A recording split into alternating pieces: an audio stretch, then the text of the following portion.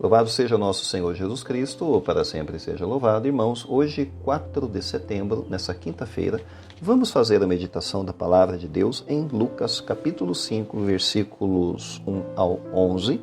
Não deixe de dar o seu gostei, de compartilhar esse conteúdo, essa reflexão com seus amigos. Vamos agora, então, iniciar a proclamação desse Evangelho.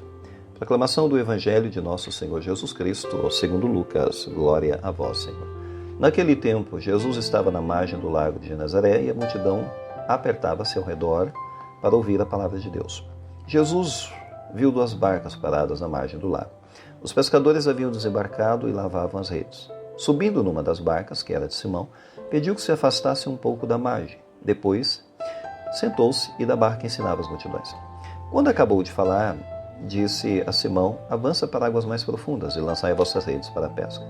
Simão respondeu: mestre, trabalhamos a noite inteira e nada pescamos. Mas em atenção à tua palavra eu vou lançar as redes. Assim fizeram e apanharam tamanha quantidade de peixes que as redes se rompiam. Então fizeram um sinal aos companheiros da outra barca para que viessem ajudá-los. Eles vieram e encheram as 2 barcas a ponto de quase afundarem.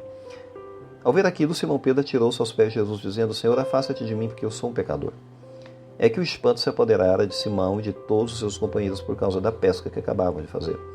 Tiago e João, filhos de Zebedeu, que eram sócios de Simão, também ficaram espantados.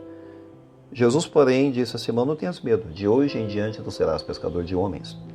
Então, levaram as barcas para a margem, deixaram tudo e seguiram a Jesus. Palavra da salvação, glória a vós, Senhor. Bem, irmãos, estamos diante de um milagre realmente surpreendente, espantoso, que é essa pesca milagrosa que ocorre nesse contexto do chamado dos primeiros discípulos.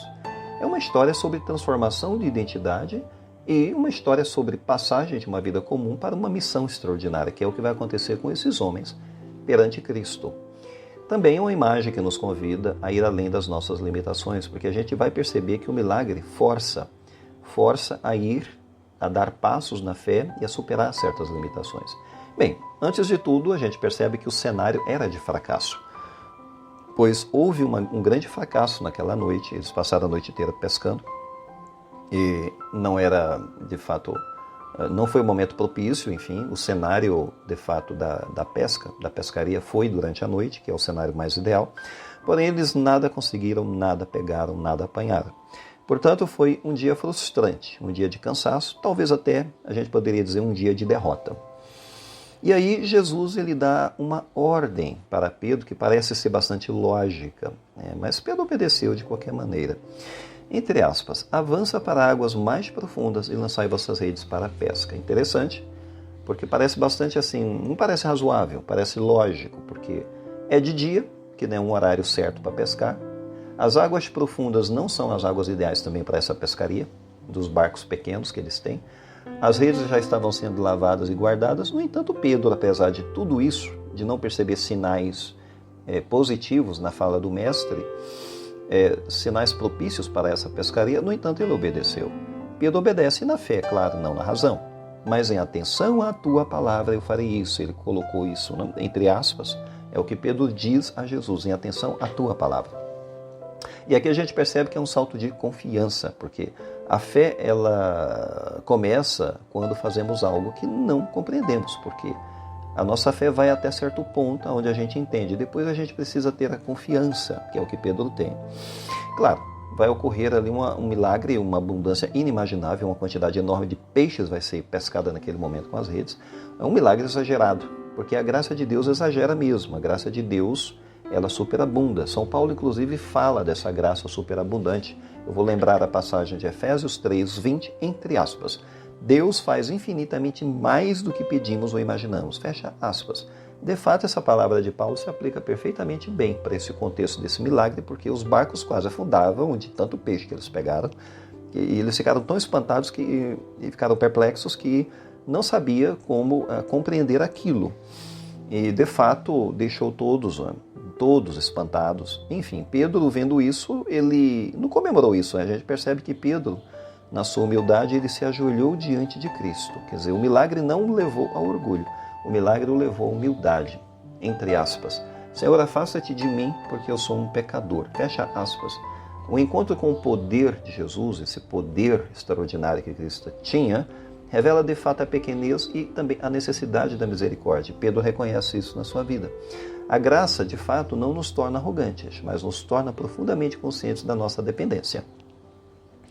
Portanto, a gente precisa reconhecer, como Pedro reconhece de fato, a dependência dessa graça. Portanto, essa missão desses homens, vai nascer do encontro com Cristo. Jesus diz para eles: não tenhais medo, de hoje em diante tu serás pescador de homens. Diz para Pedro, diz também para os outros. De fato, Jesus não está negando o passado de Pedro, porque eles são pecadores mesmo, claro. Mas Jesus os está capacitando e vai transformar essa realidade, né, de pecado, de miséria que eles sentem na vida deles, fazendo uma transformação muito poderosa na vida de todos eles. Portanto, a missão deles seria específica, né? Se transformar em pescadores de homens, atrair pessoas para o reino de Deus. Portanto, o medo é substituído nesse momento por uma vocação. E a resposta foi muito evidente. Eles deixaram tudo e seguiram a Jesus, o que é também muito interessante perceber essa capacidade de resposta, de prontidão. A conclusão é muito simples. Vamos pensar nessa situação, nessa cena da pescaria em alto mar, como uma espécie de contexto para a nossa vida, e imaginando o seguinte: Jesus também ele entra no nosso lugar de fracasso, nos nossos lugares de derrota, a noite inteira pescando e nada apanhando. Jesus ele quer subir na nossa barca também, onde a derrota está presente. Pensemos nessa imagem. Pensemos também que ele pede para ir para águas mais profundas. E essas águas mais profundas podem ser uma imagem, as águas da fé, a água da oração, do serviço, mesmo quando isso não parecer muito lógico, muito evidente, mas essas águas mais profundas podem representar, de fato, um salto de confiança em nossas vidas. Claro, o resultado não é para o nosso orgulho, o resultado é para a nossa conversão. Porque toda graça deve levar a um coração mais humilde. Pensemos nisso, sobre o que essa passagem nos ensina, peçamos a Deus a nossa conversão. Vamos concluir com a bênção final: o Senhor esteja convosco, Ele está no meio de nós. Abençoe-vos Deus Todo-Poderoso, o Pai, o Filho e o Espírito Santo. Amém. Fiquemos em paz, o Senhor nos acompanhe. Graças a Deus.